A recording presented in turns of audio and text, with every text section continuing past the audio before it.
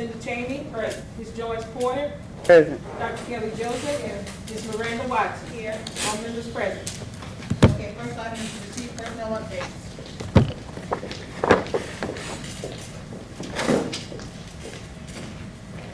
Good evening, board members and community. Glad to be back together one more time, huh? So for our personnel updates, we have hired a total of 5 people so far. We are currently interviewing, and we do have some people who have accepted positions, but HR hasn't had a chance to reach out to them yet. But they will be contacted by tomorrow, and so that we will have them on our next report. The current vacancy we have, you see listed here at the bottom of the page, we only have 4 vacancies that's left that we have to fill. We didn't have a high turnover rate for this past year. We pretty much everyone pretty much said they were coming back, so we didn't have a large turnover, so we didn't have to advertise for as many vacancies this year. I have one question. That ELA, the college career academy, what grade is it? The grade. 8th grade. And we may have filled that today. Any more questions? Okay, any other questions? Okay, thank you, Ms. Watson. Next item is receiving and approve employment contract for athletic director / head football coach.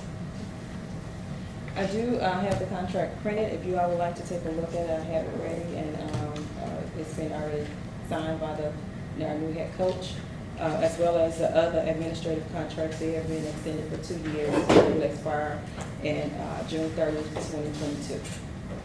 And I do have those printed and copied for you as well, if you would like to look at those. Committee, any questions on that? Take a motion. I so move. Motion by Ms. Porter, second by Ms. Cheney. Any questions, we'll take a vote. Ms. Bell. Yes. Ms. Cheney. Yes. Ms. Porter. Yes. 3-0, motion carried. Refer to the full board. Okay, next item, receiving consider for approval administrative employees contract extensions. Okay. Yes, we have given all our administrators a 2-year contract, which starts this year and ends in June 30th, 2022. That includes our assistant principals, our principals, as well as our chief of improvement officer and the assistant principal. So all of these have been presented to them with the exception of one person, and they left early. That's the only reason why it wasn't signed today, but she'll be in tomorrow to sign hers. But they all have been signed and they are ready to go. Okay. So all the work's done, preliminary work's done, just needs our approval. Yes. Okay. So motion by Ms. Cheney, I second it. second by Ms. Porter. No other questions, we'll take a vote. Ms. Bell. Yes. Ms. Cheney. Yes. Ms. Porter. Yes. 3-0, motion carried. Refer to the full board for vote. Thank you, that concludes the personnel committee. Our budget and finance will come to order, roll call. Go to the budget and finance to. Oh, we have a guest. We're gonna, before we go to the next committee, we're gonna allow our guest to come in.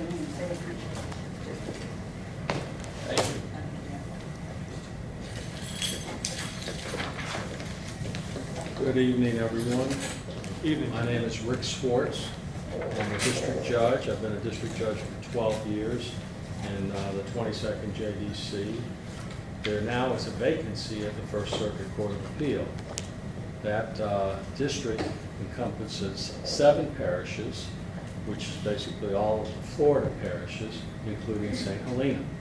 So I'm seeking that position. It's to fill the unexpired term of Justice Will Crane, who just moved up to the Supreme Court last fall. Before I was a judge, I practiced law for 30 years. I've handled thousands of cases. I was an assistant DA for 5 of those years, and so I have experience in both the civil and criminal side of it. I've served as the chief judge in my jurisdiction. I've also been selected by the Supreme Court to participate in the Judicial Leadership Program, and at one point I was appointed by the Supreme Court to fill the term of a judge who had passed away in Slidell for Slidell City Court. I've been very active in the community. I was president of the Chamber of Commerce, president of the Kiwanis Club. I was a Little League coach, and numerous other things in my community. So I'd appreciate if you'd take a look at the cards that I passed out, give me your consideration, and I hope that I can get your vote. If you have any questions, I'll be happy to try to answer them.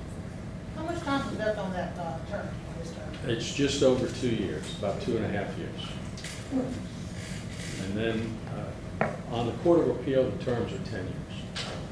So the timing for me was such that if I'm elected at this point, I will be able to seek that next term and possibly work until my late 70s if I really desire to do that. And you will preside over cases from the 22nd district? For all of those, actually, it's 16 parishes that come under the jurisdiction of the First Circuit Court of Appeal, including East Baton Rouge. So a lot of the litigation against the state of Louisiana that gets appealed comes to the First Circuit.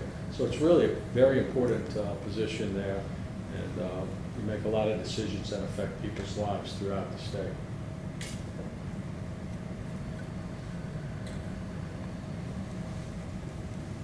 Anybody else? That's too easy. But I like it that way. Because as you know, as a judge, we have a lot of tough cases and have to make tough decisions, so. Well, we anyway. just met you, we're gonna think about it, All we'll bring right. some more, some tough ones. Okay. Thank you very much. Have a nice evening. I do have to go to another meeting, so I'm going to run out. It's been very busy trying to campaign through 7 parishes with the COVID situation going on too. So hopefully everybody's been healthy here, and please stay safe. Take care. All right, thank you. Mike? All right, budget and finance will come to order, roll call. Ms. Virginia Bell. Present. Dr. Byron Hurst. Present.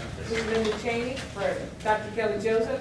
Here. Ms. Amy Pedlahore. Here. Dr. Candace Robinson. Present. Ms. Tracy Womack. All members present.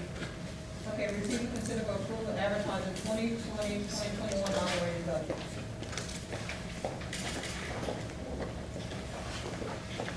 Good afternoon, Board. This is the 2020-2021 fiscal year budget. The second page is our organizational chart. You'll notice it's 2021, but Dr. Joseph said the other one's ready, so when we actually approve it next month, it'll have the 2020-2021 org chart. We turn over to page 3.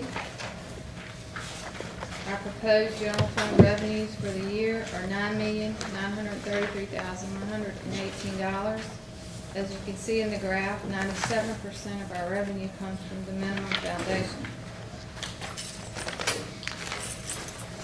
On page 4, there's a comparison between 2020 and 2021's projected revenues. As you can see, it's pretty much the same. There is a decrease in our local revenue, but most of that is because of our interest. The money that we have invested, the interest rates went from 2.5, 2.6 to I think it's 0.52 now. So we're not getting a whole lot of interest on the money right now. Page 5 is the proposed general fund expenditures by function, which is the different areas such as regular ed, special ed, and vocational. As you can see, the instructional expenditures were projecting them to be around 72%, so we should meet our 70% instructional requirement. On page 6 is the expenditures by object, which was salary, benefits, supplies, etc. As you can see, the majority of our budget, I think 70-something% of it is salary and benefits. The next page is an analysis of our MFP.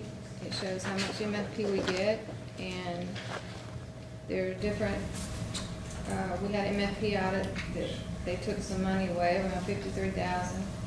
We have a supplemental course allocation and career development funds, which is to do with our vocational programs, and they're funding the same amount of pay raises from last year. So that's a typo.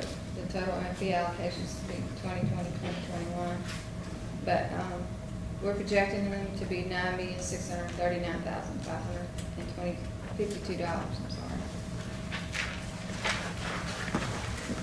On the next page is the general fund. It's a recap of the budget. Our total revenues are projected of 9.9 million. Our expenditures are projected at 9.8 million.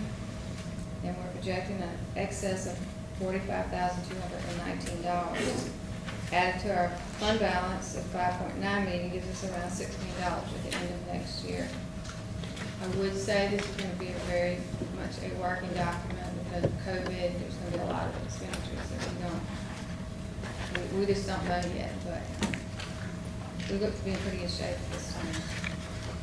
Any questions?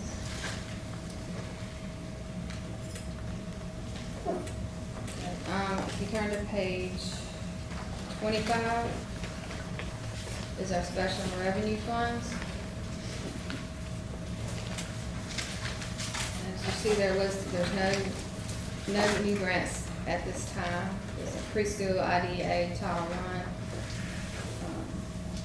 They're just our basic grants that we have from year to year, and we're projecting next year to have $4,735,604 in special revenue funds. As we get grants to come in, we'll add them in our revision.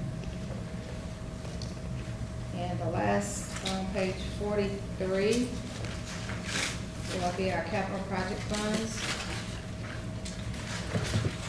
The first one is for our USDA, our half-cent sales tax. It funds our renovations at the high school and Shada. And the note payment this year, as always, is going to be around $276,000. So we're in good shape with that. We have a fund balance in that account of $666,768. The next page is our capital program fund, and this is the bond that pays the note for the first renovations that were done at the high school. And whatever we collect is paid out for that note. We levy just enough to pay the note. And the last one is Fund 13, which would be our operational maintenance tax that we pay our janitors, and we do repair and maintenance to our campuses. We are projecting a deficit of $19,000 in that fund, but again, that's, it could go up or down. But we do have a fund balance of around $287,614 from that fund. And that's it. Do you have any questions?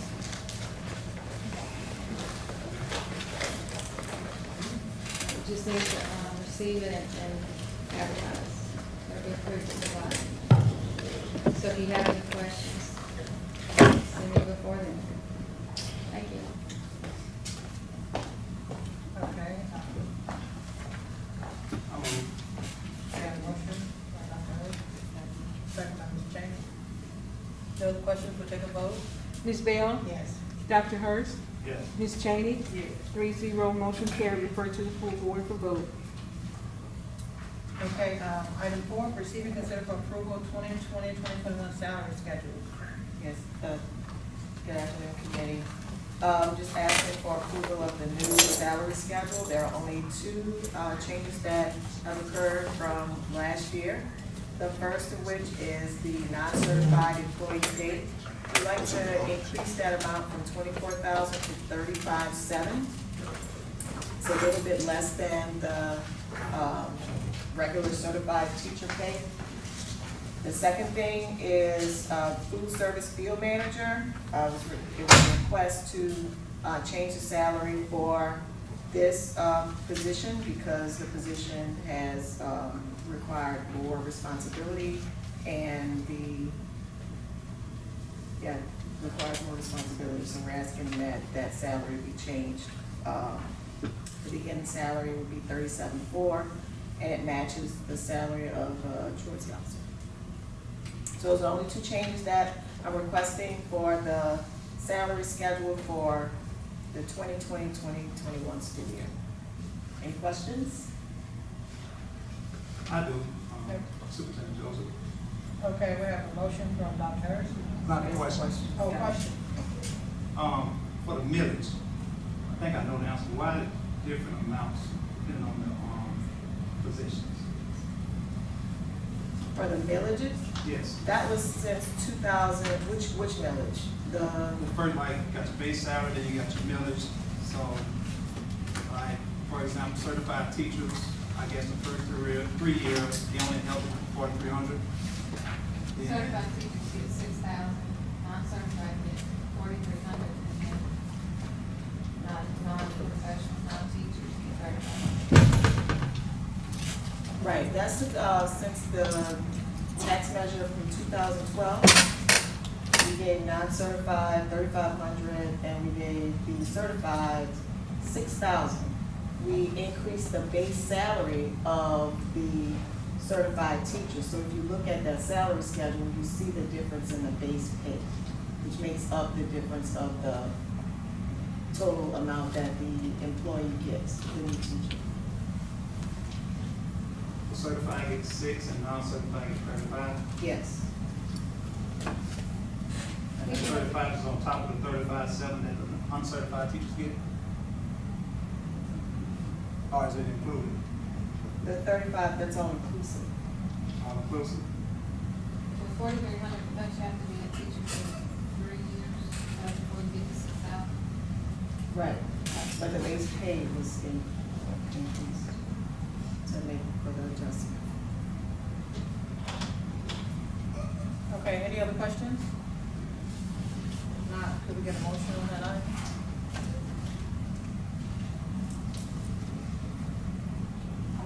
We have a motion by Ms. Jane. Mr. Hurst seconds it. No other questions, we'll take a vote, please. Ms. Bell? Yes. Dr. Hurst? Yes. Ms. Cheney? Yes. 3-0, motion carried, refer to the full board. Okay, that concludes the budget and finance. Policy committee is called to order. Roll call.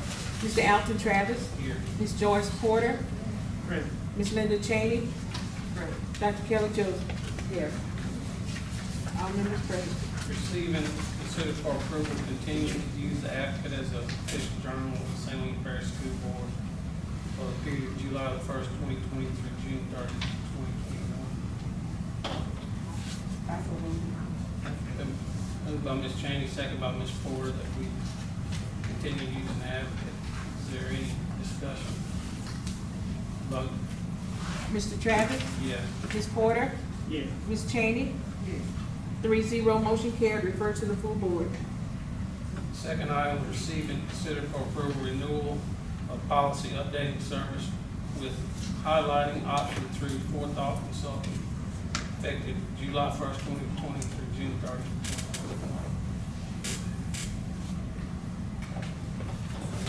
2021. Moved by Ms. Cheney, second by Ms. Porter, that we keep going with Forethought. Is there any further discussion? Vote. Mr. Travis? Yes. Ms. Porter? Ms. Cheney? 3-0, motion carried, refer to the full board. Next item, receive and consider for approval new policy GBRIBC, emergency family and medical leave, EFMLA, and emergency paid sick leave for COVID-19 pandemic for inclusion in the St. Louis Parish School Board policy manual. Yes, committee, after speaking with the union president, Ms. Trish, we're gonna ask that we table 5, 6, and 7. There are still more questions that need to be answered with those policies, just to make sure that they do not, there aren't any discrepancies with the policies that we already have in place. So we need more time to So we just, discuss. I move that we table, motion has number been 5, made. 6, and 7. Ms. Cheney, to table this item, second by Ms. Porter. Vote. Mr. Travis? Yes. Ms. Porter? Yes. Ms. Cheney? 3-0, motion carried. Item tabled. Receive and consider for approval revised policy ECBD, emergency closing of school. 5, 6, and 7. We did all of that. So that's the end of the policy.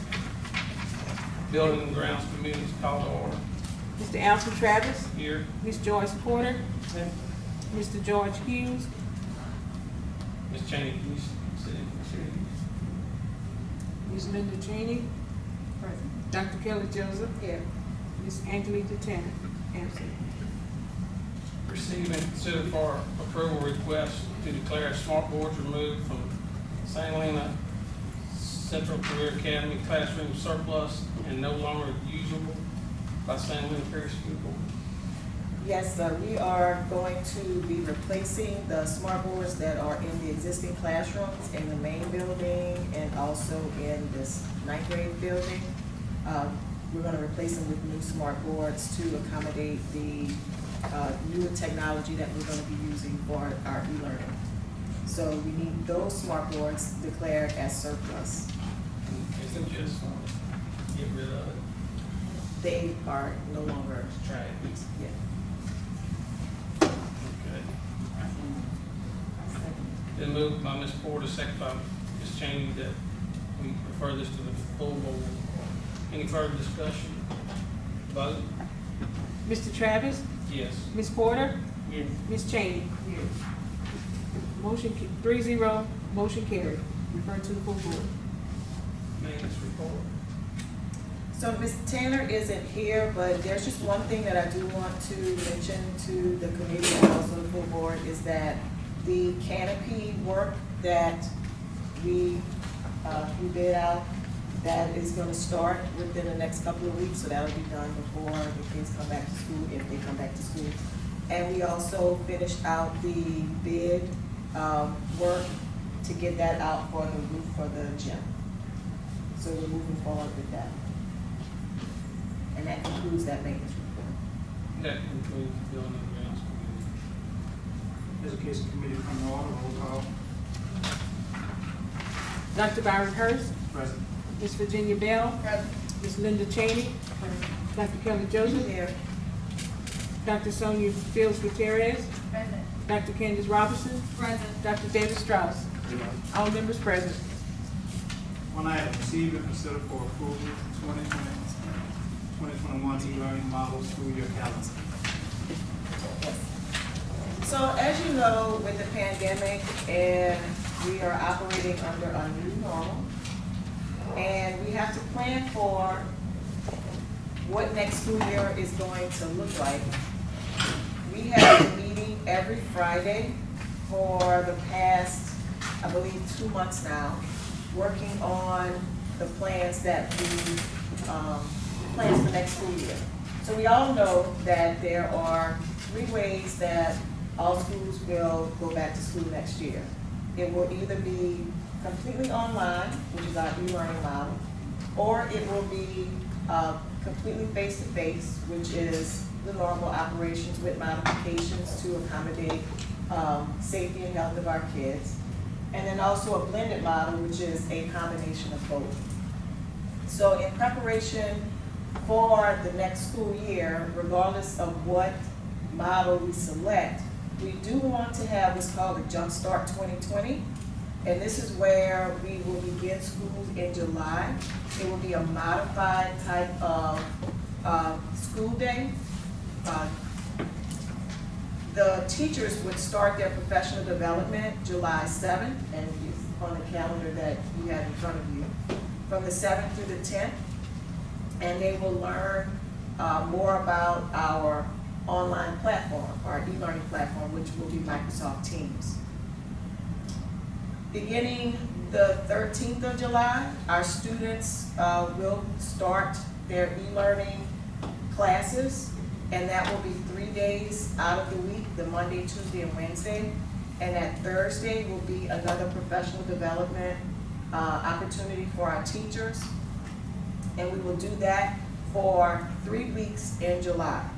And the time will be from 9 o'clock to 12 o'clock. And this gives our students and our teachers the opportunity to work together utilizing this online platform, and also make a smooth transition into the school year. So we would start the regular school year on August 3rd like we've had before, and it will be 5 days. And regardless if we do the e-learning, we do the blended, or we do the face-to-face, we will start the school year on August 3rd with this modified, this Jumpstart 2020. The funds that we will use to pay for this opportunity will be through the CARES Act, And I think there would just be a great opportunity for our students, our teachers, and also our parents to get acclimated to this new way of learning. So I'm asking that you all approve the calendar so that we can move forward with our plan. Are there any questions? I understand we did we do a survey with teachers and the parents? Yes, I do, and I have that information right here.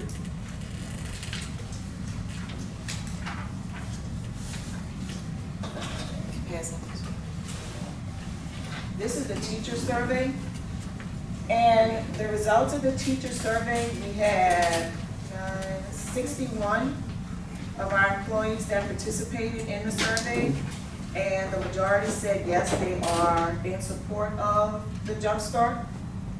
There are some questions or some current concerns that they do have, and I listed them as well. And what I'll do typically is when we do a survey and there are questions, I take the questions, I give the answers, and I submit it to them. The biggest question that they do have is about the stipend and how much the stipend would be. And it'll be a typical, $25 an hour for 3 hours a day. And we're asking that they do come to the school and work in their classrooms so that they can acclimate themselves to the new technology and the field of, doing everything online. The social distancing, of course, will be utilized, and I don't think we'll have any issues with that. We also asked if they would need to bring their children to work, and we had a few that said yes, and so we have no problems with them bringing their children to work because we don't know the situation with daycare, and we want to make it as convenient for our employees as possible. This will just be for our teachers, and just so that them and their students can learn how to work together in this new platform.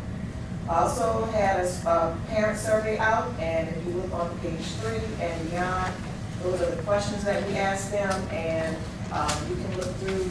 Those are the actual numbers, not percentages of the parent responses, to let you know just how they felt about the process that we went through this year with the e-learning and what they would like to see for next year. It's somewhat split as far as when we asked them, what would you prefer if we could not go back to normal? It was basically split, that they would like the e-learning and also the blended. So we plan on giving our parents the option to choose which one they would like, because we do know some kids have underlying health conditions, and some parents may not feel comfortable with having their children come to school if we had to do the blended model. So it would be no problem for them to have that option, because at the end of the day, we will have it where the backbone of what we do every day will be based on the e-learning platform, which is Microsoft Teams. So out of 1,300 parents, less than 100 replied to the survey? Out of 1,200, there are 1,200 students. And out of the 1,200 students, the parents that did participate, yes, 79. And that's what we have there. The survey is still open, but even when we looked at the, as it increased from week to week, we saw where it basically remained the same. It's split on how they feel about the different questions that were asked.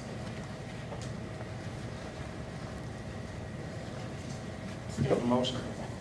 Statement. You have to understand that some of those parents who answered the question have 2 and 3 children in the system, so you're not going to get 1,300 parents. Right. I know, I just still mighty low for the amount of It is extremely low, but I do want you to know that it represents more children than 100. Motion. Motion by Ms. Bell, second by Ms. Cheney. Vote. Dr. Hurst? Yes. Ms. Bell? Ms. Cheney? Yes. 3-0, motion carried, refer to approval of the vote.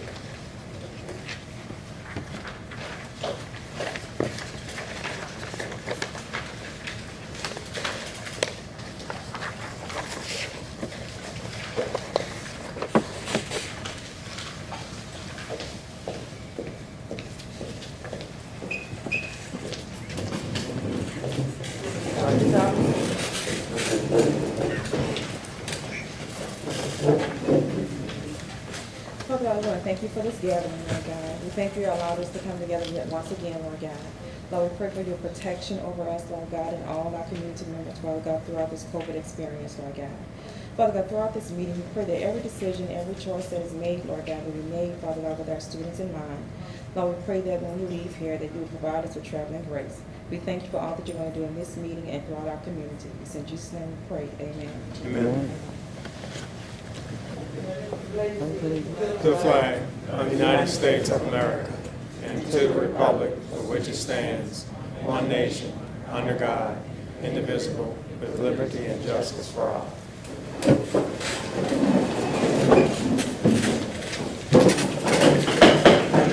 meeting room will come to order. We're now holding a meeting of the St. Louis Parish School Board. Roll call. Present. Dr. Byron Hurst. Present. Mrs. Linda Cheney. Present. Mr. George Hughes. Ms. Virginia Bell. Mr. Alton Travis. 5 members present, 4 absent. Approved minutes and agenda. May 14, 2020, committee meeting. May 14, 2020, regular board meetings. And the current agenda. Can I get a motion to approve those collectively? I so move. Motion by Ms. Porter. Second by Ms. Bell. No question? It's passed by general consent. Item C, new business.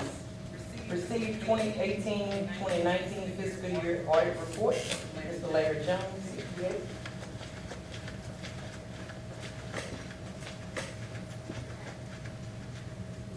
He's probably the board running, waiting on us.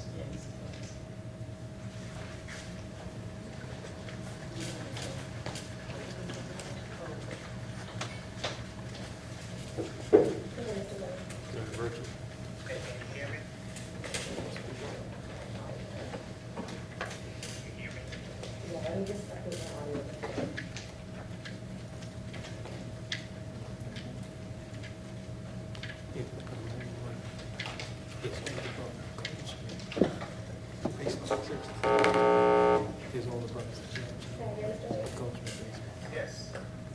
Am I ready? How well can you hear? Because it's not going through the speaker. I can hear very well.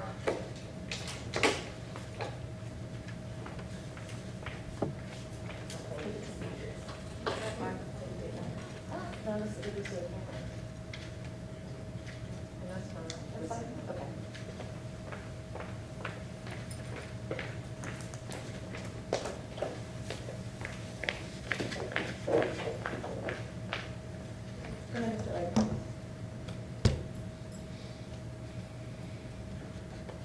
Okay, my name is Larry Jones. I'm a director with Bruno and Turvalon. And we, as Bruno and Turvalon,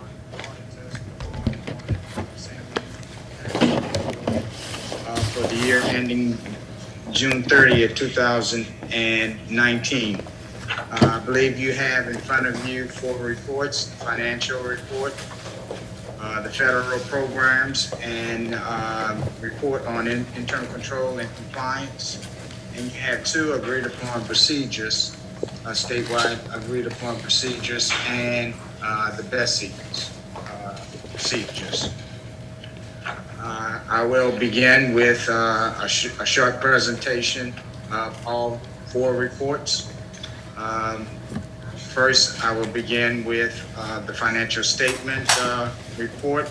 That's the large report, about 80 pages.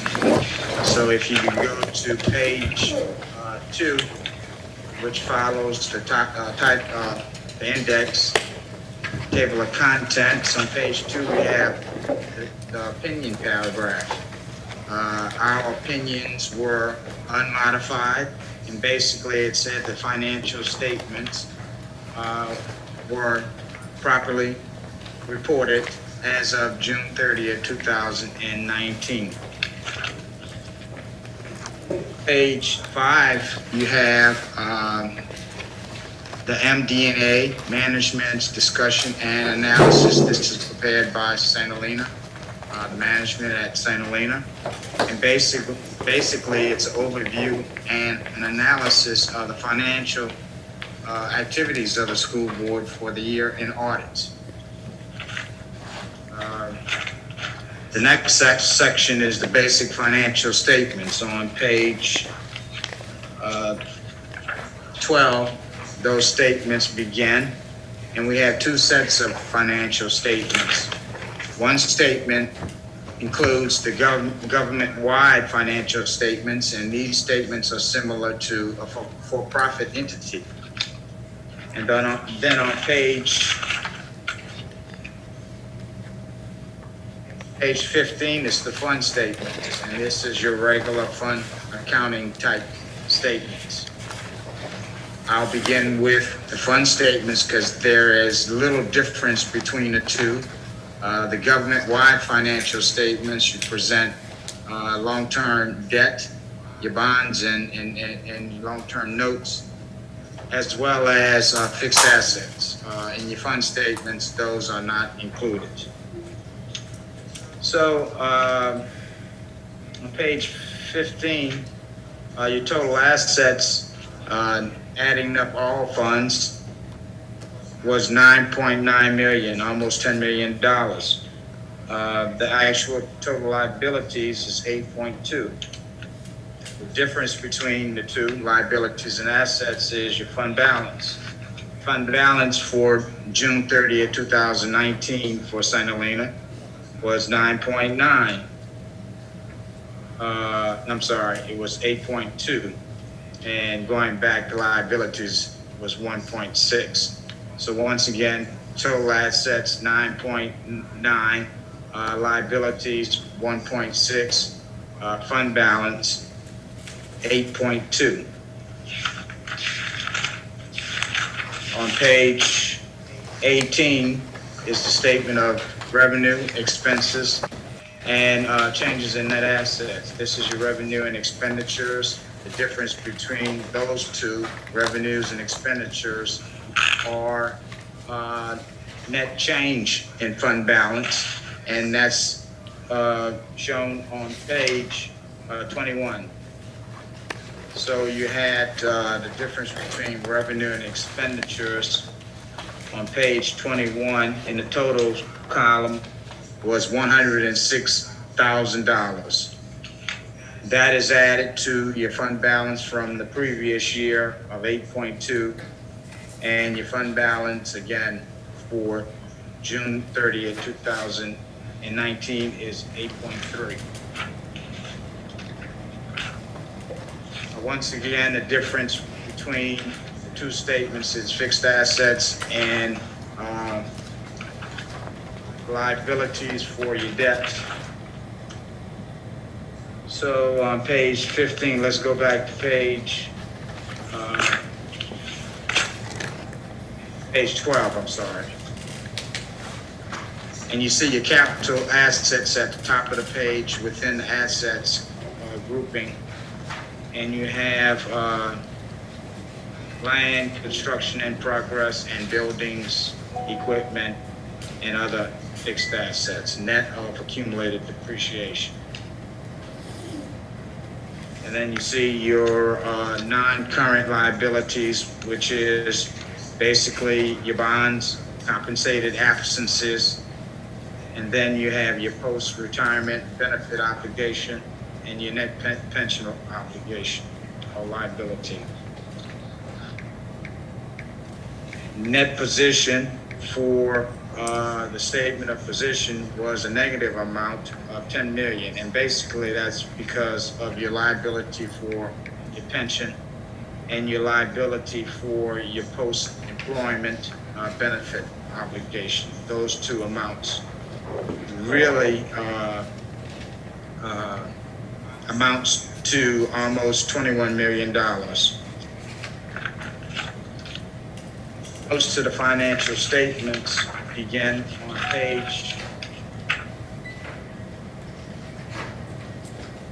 25. And basically these are pretty similar to the notes we had in the prior year. I don't think there was anything that was different other than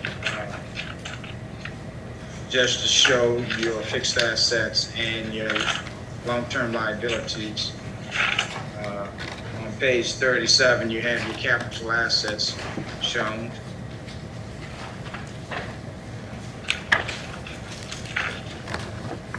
Then on page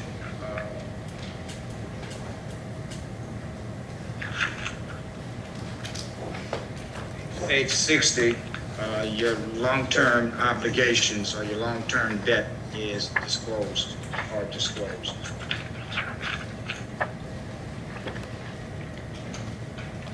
Following the notes, you have required supplemental information that begins on page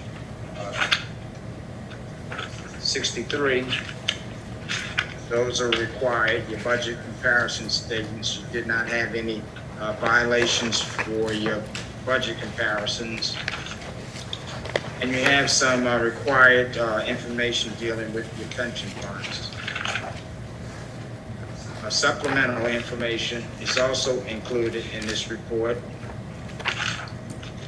And that begins on page 70. And this is your fund financial statements, including all of the non-major governmental funds shown. So this goes through the end of the report, basically. So that pretty much concludes the financial statement highlights. Your federal grant report is next, and this is your report on internal control and compliance, one dealing with the financial statements or the yellow book. And the next one is dealing with federal grants. So this is the uniform guidance reports. I'm happy to say that based on our audit work of compliance areas and internal control of those compliance areas, we did not report any findings that needed to be reported. So that was a good thing.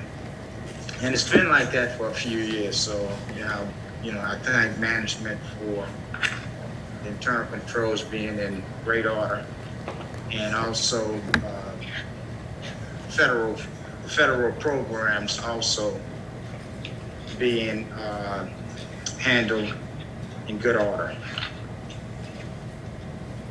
My next two reports are the two agreed upon procedures. The first one is the statewide agreed upon procedures. This is the third year that St. Helena has been required to have agreed upon procedures performed.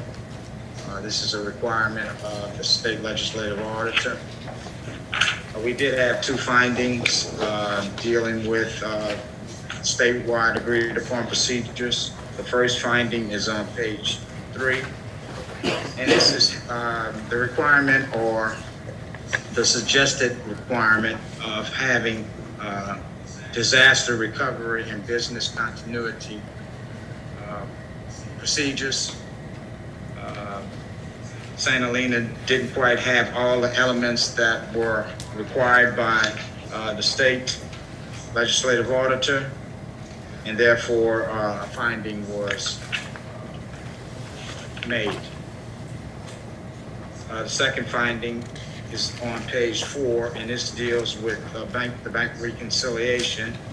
And you had 2 or 5 bank reconciliations that did not include management's documentation that research was being done to determine why a check is outstanding for over 12 months. So that's the 2 findings for statewide agreed upon procedures. The final report is the agreed upon procedure that's required by Bessie. And we had 2 findings, maybe 3 findings dealing with that report. On page 4, we tested the education levels, as well as the experience of your teachers and staff, public school staff. And we had 3 of 25 that were tested, did not agree to the PEP report in terms of the education level. And then 3 of 25 that were considered exceptions for the experience, the years of experience not agreeing to the PEP report. And when I'm saying not agreeing, we looked at documentation, the personnel files. So the personnel file and the PEP reports were not in agreement for 3 of 25 testing. The next finding, and this is the last one, it was dealing with the salary amount reported on the June 30th, 2019 PEP report. Did not agree with the salary noted in the individual personnel file. And this is 2 of 25 that were tested. All of the findings that we did report, the management did provide in the audit report their response to the finding. And you can see those responses within these reports.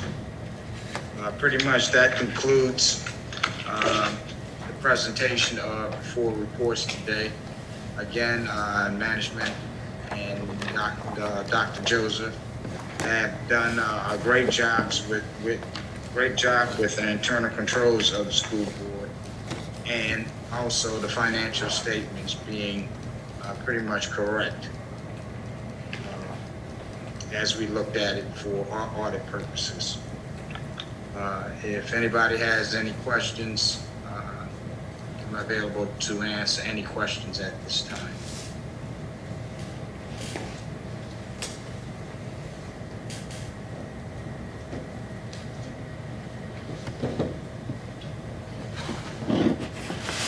There's no questions.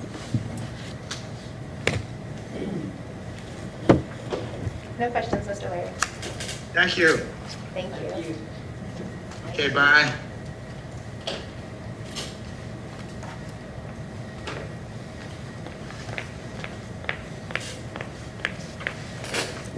All right, we've got the 2018-2019 fiscal year audit report from Mr. Larry Jones.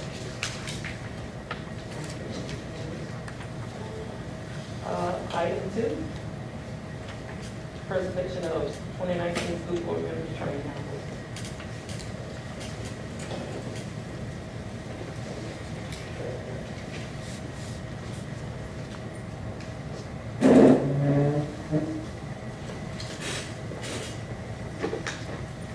Good evening, board members. At this time, I would like to read into the record the 2019 hours earned by the board members. Normally at this time, we would have certificates, but we haven't received them yet, but to be in compliance, they have to be put into the record before the end of the fiscal year. So we have Ms. Joyce Porter, who earned 20 hours, making her a distinguished school board member. Dr. Byron Hurst earned 16.5 hours, making him a certified board member. Ms. Linda Cheney earned 30.75 hours, making her a distinguished school board member. Mr. George Hughes, he earned 25 hours, he as well was a distinguished school board member. Ms. Virginia Bell, 28.25 hours, distinguished school board member recognition. And Mr. Alton Travis, 11.5 hours, and he was in compliance with the required hours. Next, please run through.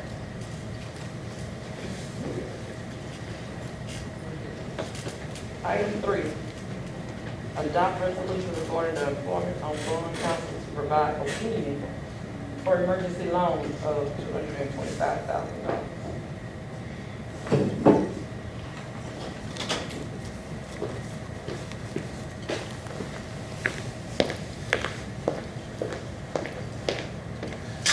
Good evening, board members and community.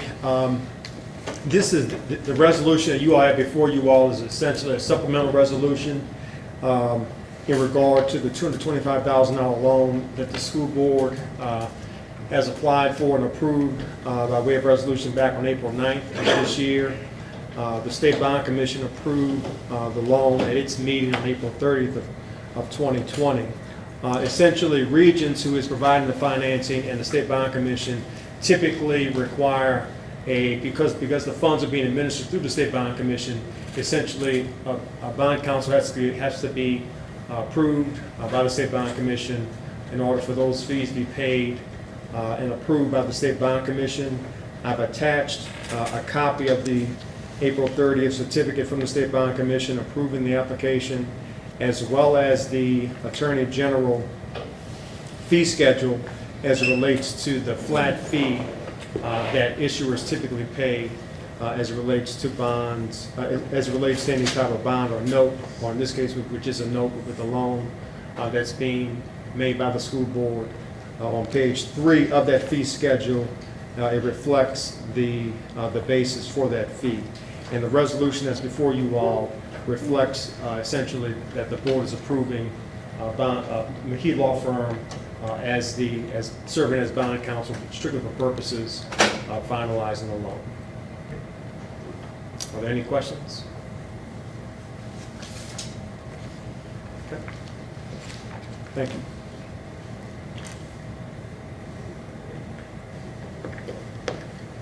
Is there a resolution that must be read? Or not? It's okay. Mr. McHugh? I'm sorry? Is there a resolution that must be read, or? We can read it for the record. I'm motion that we adopt the resolution. I second. Okay, motion by Ms. Bailey, second by Ms. Porter. Any questions? No questions? Roll call, vote, please. Ms. Virginia Bell? Yes. Ms. Linda Cheney? Yes. George Hughes is absent. Dr. Byron Hurst? Yes. Ms. George Porter? Yes. Mr. Alton Travis? Yes. 5 yeas, resolution adopted. Item 4, adopt resolution commending basic members for election of new state superintendent. Yes, we received a request from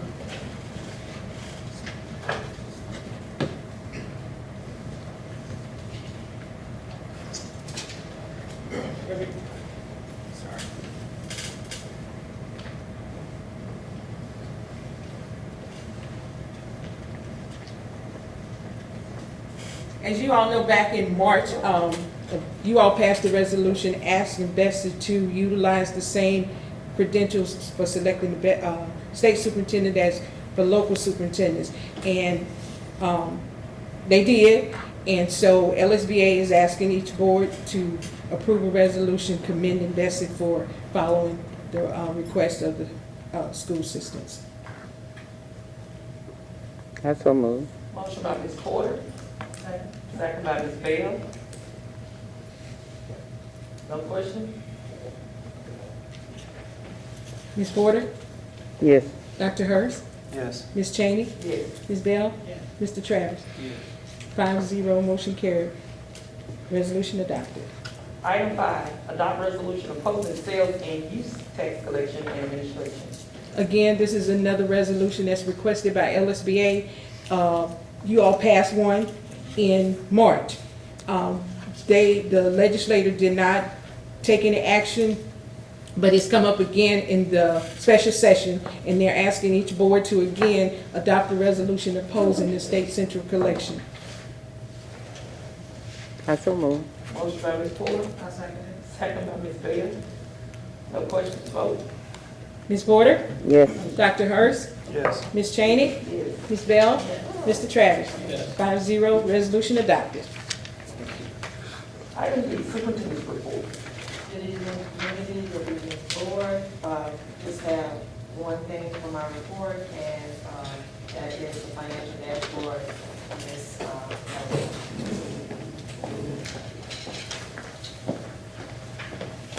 Good afternoon, board. We have the usual 4 reports. First report is the financial dashboard for May 31st, 2020. As you can see, at the end of May, the cash on hand was $3,766,530. Our investments are $3,078,802.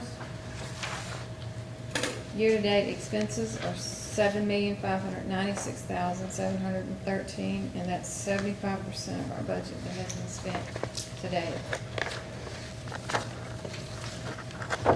The next report is the year-to-date budget comparison for general fund, which is really just the numbers that match the dashboard. As you can see, the year-to-date expenditures, $7.5 million, 75% of the budget used. Total May deposits are $798,782.95. Interest was $1,893.95. When we first put the money in, we were getting about $5,600 a month, so our interest has really went down.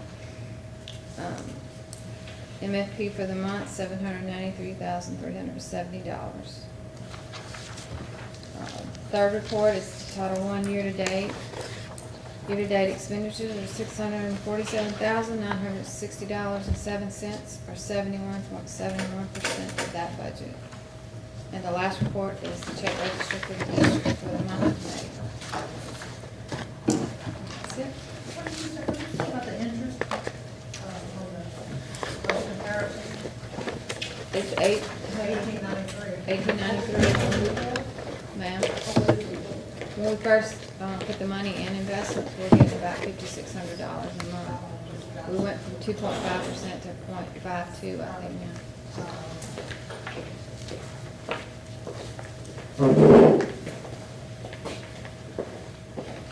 That concludes my report.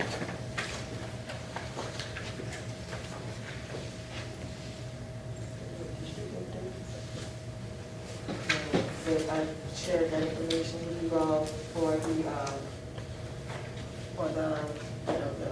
e-learning plan, and we will be every Friday, meeting tomorrow at 2 o'clock. You all will certify it. If you would like to, we have update, we've ordered all of the PPE equipment, the technology, so we're on track to starting the school year off in a pretty good place. So I'm very proud of the work that the team's been doing to get prepared for next school year.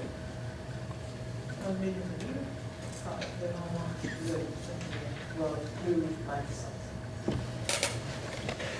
Item E, approved committee reports. Motion to approve them collectively. Motion by Ms. Bell to approve the committee reports collectively. Second by Mr. Travis. Any questions? No questions? Shall pass by general consent. Okay. So at this time, we would like to introduce our new head football coach and athletic director. Please come forward. We have also Mr. Fontenot, and we also had some of his staff that were here reflecting.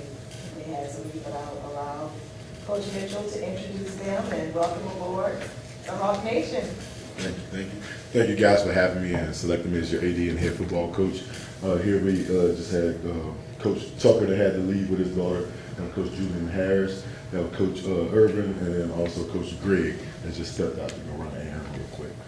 It's a pleasure to be here. I've been a part of the community actually since I've been in high school. I've been living in St. Helena Parish, and it's a blessing to be able to come back and help lead the program. I'm looking forward to it. I've been working with the kids since Tuesday. A lot of positive rapport from the parents and also the students, so looking forward to it. If you all ever need anything from me or any students with community service, anything like that, just feel free to reach out and come by the office. We have open door policy. Any questions for me, feel free to ask. Looking forward to a great season and working with all of you guys. Thank you.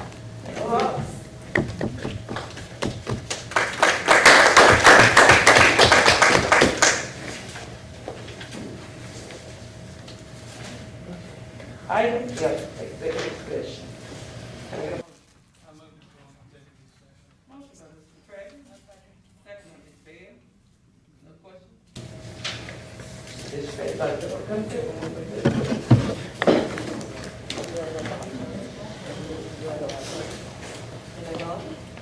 The auditorium. Hold on. Yeah, y'all need to have the Oh, yeah.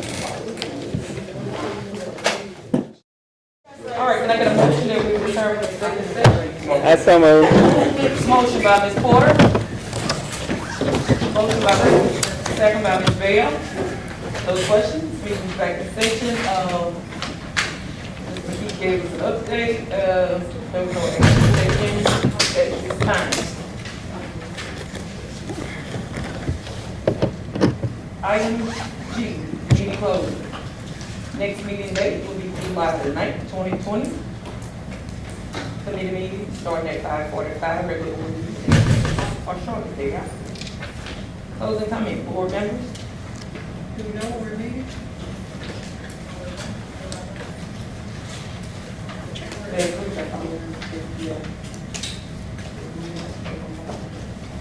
I guess it'll be a decision made depending on cases.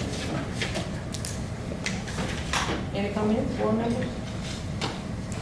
No comments? That final motion, this meeting is adjourned.